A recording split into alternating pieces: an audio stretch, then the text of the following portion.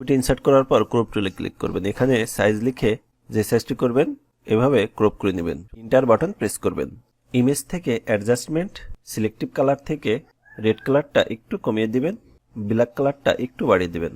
Okay button click করবেন। আবার একইভাবে ইমেজ থেকে অ্যাডজাস্টমেন্ট, এখান থেকে পছন্দ অনুযায়ী একটা কালার চুজ করে নেবেন।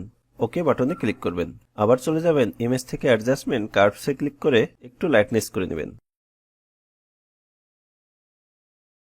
ম্যাজিক টুলে ক্লিক করে ব্যাকগ্রাউন্ড সিলেক্ট করবেন। সিলেক্ট থেকে ফেদারে ক্লিক করবেন, 2 রেখে ওকে দিবেন। ব্যাকগ্রাউন্ড কালার চুজ করে ওকে দিবেন। কিবোর্ড থেকে ডিলিট বাটন প্রেস করবেন। ডিসিলেক্ট করার জন্য কন্ট্রোল ডি প্রেস করবেন।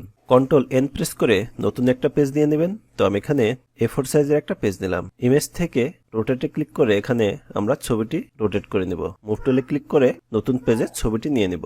কন্ট্রোল অল্টা চেপে রেখে কপিটা নেবেন। এখন এই দুইটা এক করার জন্য কিবোর্ড থেকে কন্ট্রোল ই বাটন প্রেস করবেন। একইভাবে কন্ট্রোল অল্টা চেপে কপি নেবেন। ফাইল মেনু থেকে প্রিন্ট উইথ প্রিভিউতে ক্লিক করে এখানে টিকটা উঠাই দিয়ে 0 করে দিবেন। প্রিন্টে একটা ক্লিক করবেন। প্রসেসে ক্লিক করে প্রিন্টার সিলেক্ট করে নেবেন।